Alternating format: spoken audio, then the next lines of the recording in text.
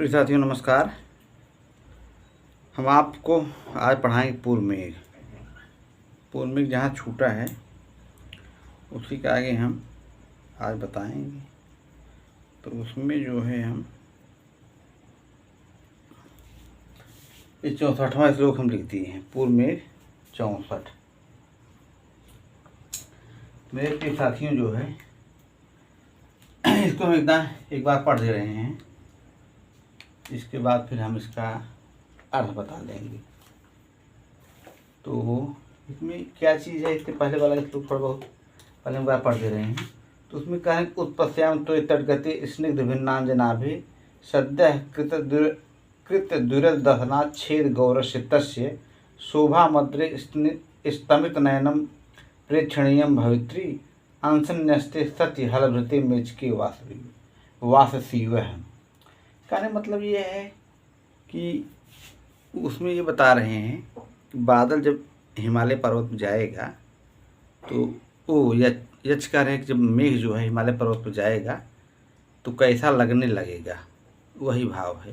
तो उसमें बता रहे हैं कि जैसे भगवान बलराम हैं तो वस्त्र धारण किए हैं, बलराम गोरे गोरे हैं, तो वही बात इसमें बताए हैं कि पीछे गए कैलाश पर्वत पर तुम ढलानों पर तत्काल काटे गए हाथी कि धवल जैसी कैलाश पर्वत पर सुंदरता ऐसी हो जाएगी जैसे बलराम जो है अपने कंधे पर जो है वस्त्र धारण किए हों, कृष्ण वस्त्र, काले रंग का वस्त्र धारण, काला काला मेघ। और ये भगवान बलराम गोरे गोरे, तो हिमालय पर्वत गोरा गोरा है और मेघ काला काला, तो मतलब इस तरह का नज़ारा हो जाएगा वहाँ का। तो अब इसके आगे है हित्वा। हित्वा मन त्याग कर। हित्वा तस्मिन् भुजगवलयं शम्भुना दत्तहस्ता क्रीडाशैले यदि च विचरेत् पादचारेण गौरी भंगी भक्त्या विरचितवपुः स्तंभितांतर्जलौघः सोपानत्वं कुरु मणितटा रोहणायाग्रयायि। ये चीज हो गया। सोपानत्तम कुरुमणि तटा रोहड़ा याग्रयायी। तो सोपानत्तम मतलब कहने मतलब सीढ़ी बन जाना। तो हित्वा तस्मिन् भुजगवलयं शम्भुना दत्तहस्ता क्रीडाशैले यदि च विचरेत् पादचारेण गौरी भंगी भक्त्या विरचितवपुः स्तंभितांतर्जलौघः सोपानत्वं कुरु मणितटा रोहणायाग्रयायि। इस तरह से ये आपका यहाँ तक हो गया 64 श्लोक। तो इसमें ये कह रहे हैं कि तस्मिन क्रीड़ा शैली, तस्मिन ये हो गया, तस्मिन क्रीड़ा शैली, तस्मिन क्रीड़ा शैली, क्रीड़ा शैली शंभुना भुजग वलयम। अब यहाँ हो गया ये आपका शंभुना, शंभुना भुजग वलयम। ये शंभुना भुजग वलयम, ये भुजग वलयम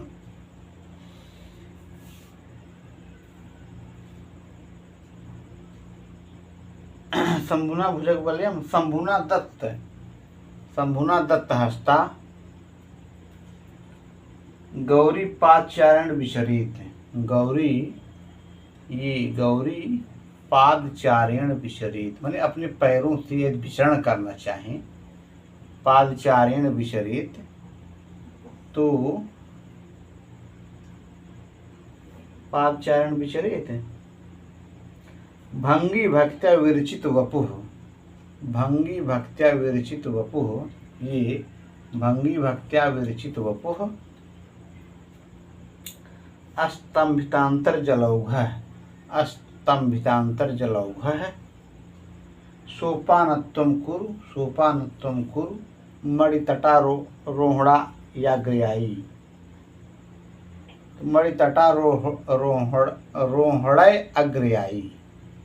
तो मणितटा रोहड़य प्लस अग्रयायी बन जाएगा यहाँ दीर्घ संधि मणितट रोहड़ा याग्रयायी।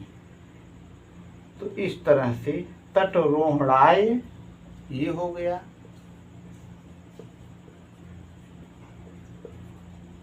प्लस अग्रयायी बराबर आपका बन जाएगा ये वाला तट रोहड़ायाग्रयायी दीर्घ संध्या का सवर्णित दीर्घ है, ये हो गया। कहने मतलब है कि हे मेघ उस क्रीड़ा पर्वत पर कहीं पार्वती भयभीत न हो जाए, इस कारण से सर्प रूप कंगन का परित्याग कर भगवान शिव द्वारा हाथ की आश्रय दी गई तनया पार्वती। कहने मतलब ये है भगवान शिव जो है हाँ कि गले में हमेशा सांप रहता था, तो वही चीज़ है इसमें। कहना हित्वा तस्मिन भुजग वलयम, माने शिव जी के हित्वा माने त्याग करके, भुजग वलयम माने उनके भगवान शिव द्वारा हाथ का आश्रय दी गई शैल तनया पार्वती ये पैदल विहार कर रही हो तुम। कहने मतलब ये है कि कह रहे हैं कि भाई हिमालय पर्वत पर भगवान शिव जी रहती थी और हिमालय पर्वत पर उनकी पत्नी पार्वती जी भी रहती थी।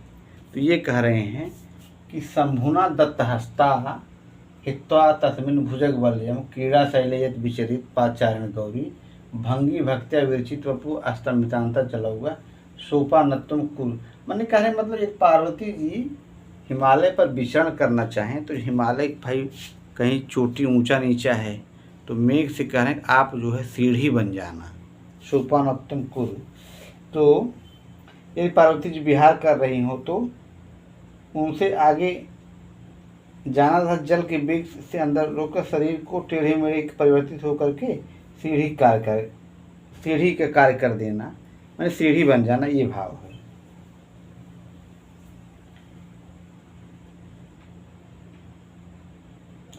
तो इसमें कह रहे हैं कि भाई उनके कलाई में सांप लटका हुआ था, तो वही है कि भगवान शिव, अब भगवान शिव के विषय हम बता रहे हैं। भगवान शिव जी कैसे हैं, हाथ में उनकी नाग लपेटी हुई है, भुजग वलयम, तो उसको हित्वा मैंने त्याग करके भगवान शिव जी गले में या फिर जो हाथ में सर्प लपेटे हुए हैं, पार्वती जी उससे डर जाएंगी। तो वही चीज़ हित्वा भुजग वलयम, तो उसका परित्याग करके मैंने शिव जी जो है इनका सांप का अपने जो बलय मतलब कलाई में, भुजग वलयम जो कलाई में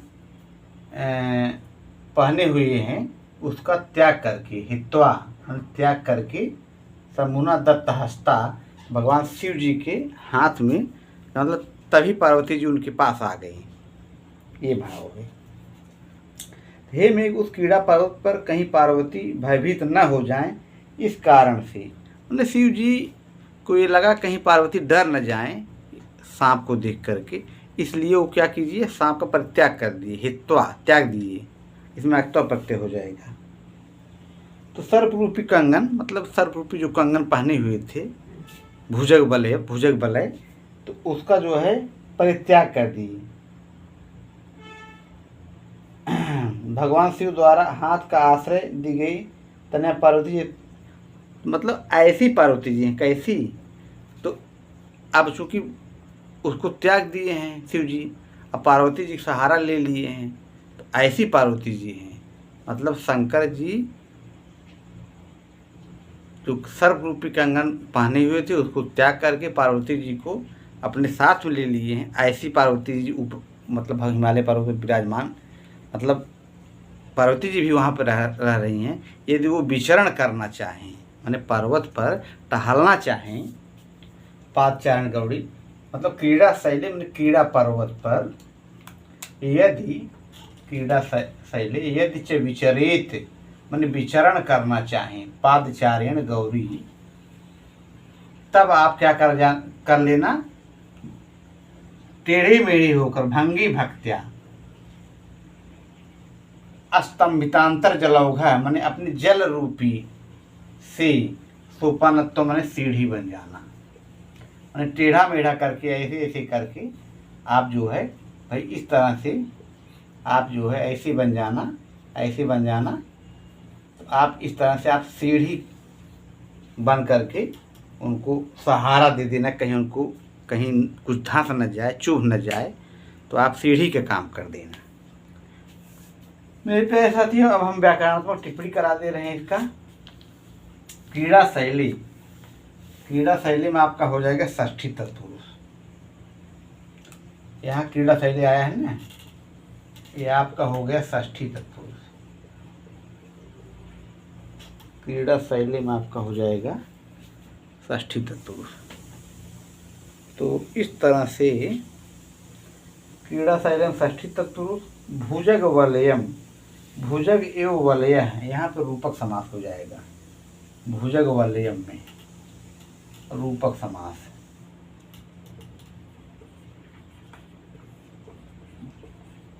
ये हो गया आपका।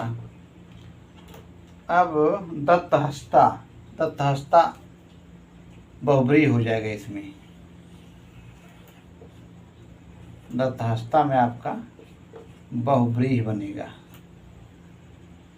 दत्तो हस्तो यस्यैषा बहुब्रीहि। पादचारेण में आपका बनेगा तृतीय तत्पुरुष।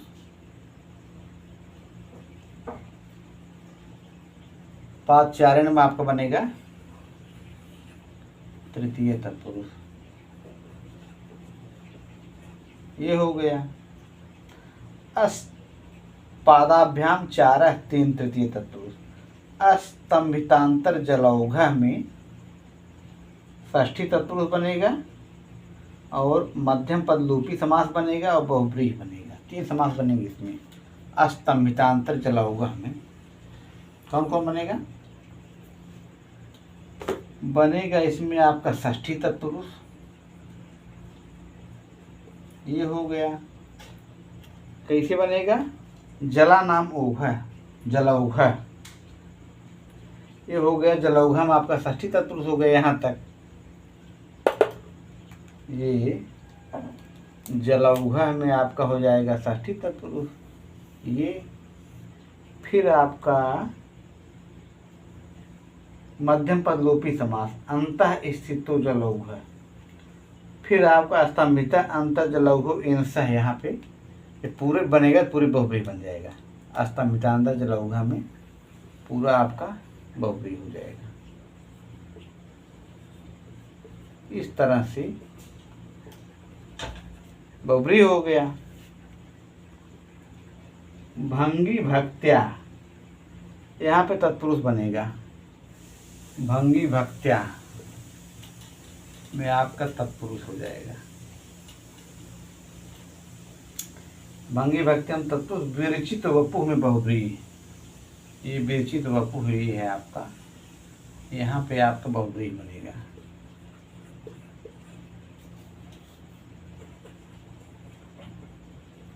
बहुब्रीहि हो गया। विरचित वपुः, विरचितम वपुः एनसः। विरचितम, विरचितम वपुः एन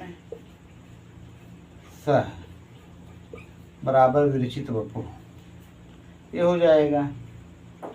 मणि तट रोहड़ाए, यहाँ पे षष्ठी तत्पुरुष। ये वाला मणि तट रोहड़ाए, यहाँ तक आपका बनेगा षष्ठी तत्पुरुष।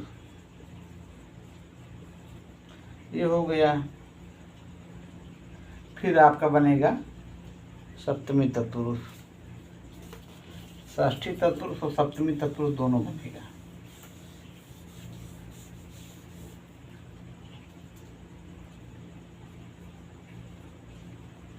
ये दोनों बनेगा। इस तरह से हित्वा में अक्त्वा प्रत्यय हा प्लस अक्त्वा, यहाँ पर बनेगा हा प्लस अक्त्वा, हित्वा हो गया। और विचरित में बी प्लस चर लिंग लकार, ये हो गया विचरित।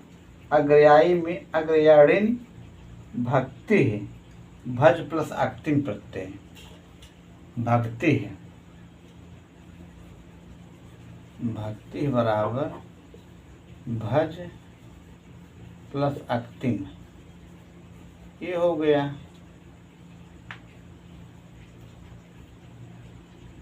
विरचितम रच ऋच अक्त, आरोहणम में लुट प्रत्यय हो जाएगा, आरोहणम, आरोहणम। यहाँ पे बनेगा आपका आंग प्लस रूह प्लस ल्यूट, ये हो गया। कुरु क्री प्लस लोट प्लस सिप, कुरु बनेगा आपका क्री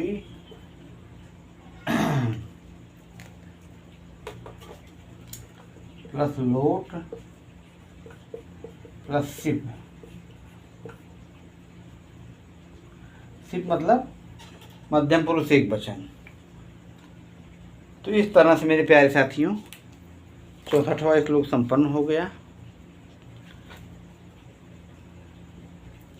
नमः संस्कृताय। अब 65वां श्लोक हम अगले वीडियो में आप लोगों को बताएंगे। तब तक के लिए धन्यवाद। नमः संस्कृताय। आप लोगों को दिन शुभ हो। इसी के साथ में अपनी वाणी को विराम दे रहा हूँ। हाँ, ये मेरा चैनल जयप्रसाद दुबे नमः संस्कृताय यूट्यूब चैनल, इसको आप सब्सक्राइब करना मत भूलिए, शेयर लाइक ज़रूर कर दीजिएगा। धन्यवाद।